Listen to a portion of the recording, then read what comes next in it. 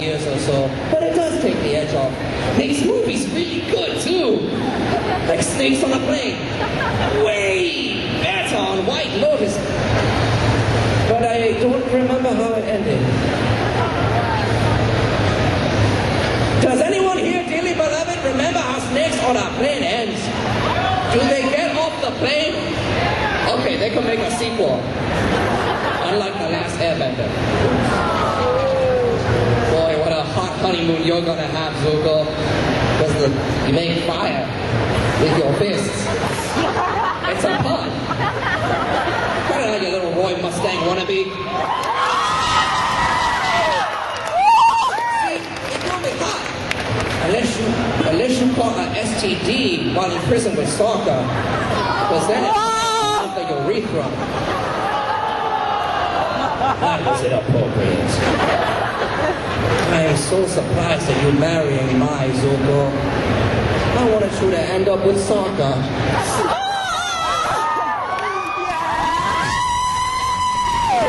He has very pretty eyes for a boy. But he will probably hook up with Tom. Because somebody has to. Have you ever seen her feet up close, Zuko? They look wrong. They look like an angry boot with toenails growing out of it. Like a homeless pup. So you heard that last year Disney bought out more. Zuko, here's the tile. It was up my sleeve the whole time. Well, no one saw that one coming a mile away. Your new Fire Lord. Prince Zuko.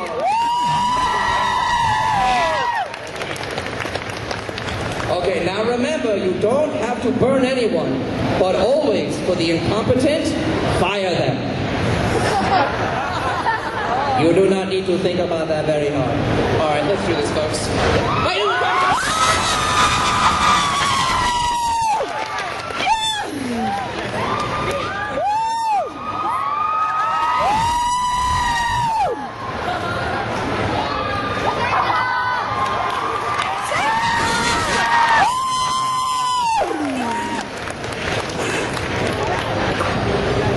Take that, M. Night Shyamalan, but you'll get his upcoming tomorrow, I suppose.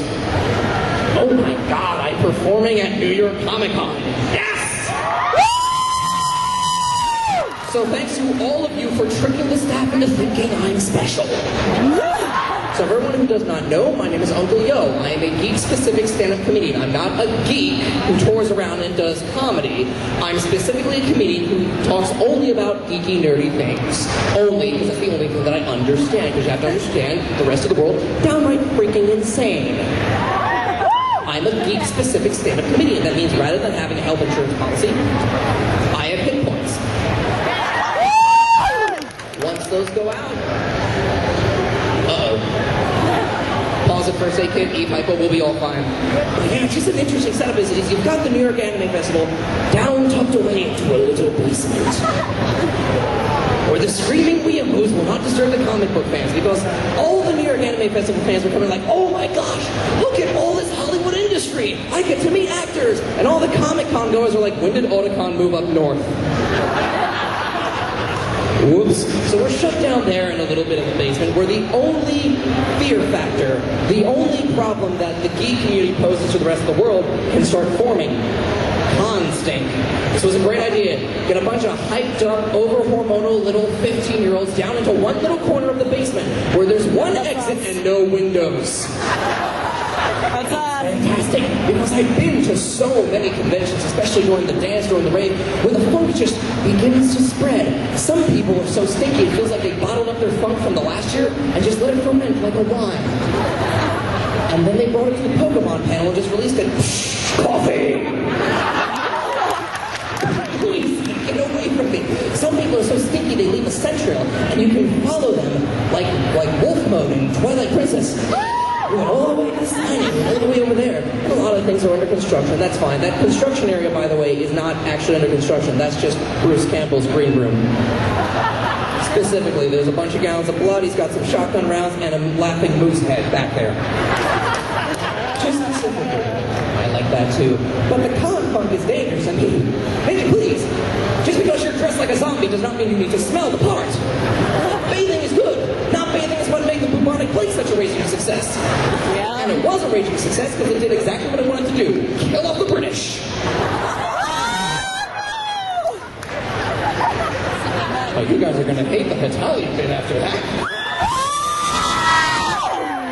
That's another thing, the Woo Factory. You just say something, and when they recognize it, just kind of screaming, I had shoes this morning. They're desperate to find someone who understands, or at least feigns understanding. That's the joy of that. I'm at the New York Comic Con. I am geeking out, getting signatures of all my favorite writers. I will do everything in my power to meet Brian Michael Bendis today, one of my favorite comic book writers of all time.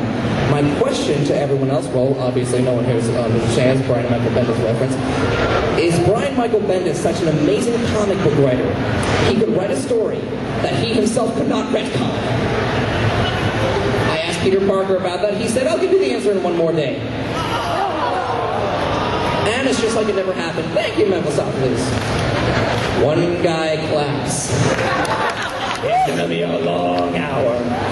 I remember last year when that horrific event when Disney bought out Marvel Comics. Now, here's the thing. Now, of course, we were all terrified of that, right? We were all scared that Disney was going to march in and just Disneyfy everything, because those people ruined Broadway. They scared away the crack whores and the naked cowboy, and made room for the Lion King. Thanks. It's not Times Square anymore without a naked cowboy screaming at me half the time. All right. They made Green Day into a musical. It defeats the purpose of being against the establishment if you have a Broadway musical. If people are on stage enunciating their songs, it's not Green Day. I've been listening to Green Day since I was in the 4th grade, like back in 14 years, they've never learned to sing an actual word. If someone is on stage actually singing their lyrics, it defeats the purpose of it being Green Day. We were terrified that Disney would take over Marvel and just rewrite everything. Sorry, Punisher, you can't use guns anymore. You have to start slapping people with flowers. Wolverine can't pop his claws anymore. He just has to go around kicking people in the shins.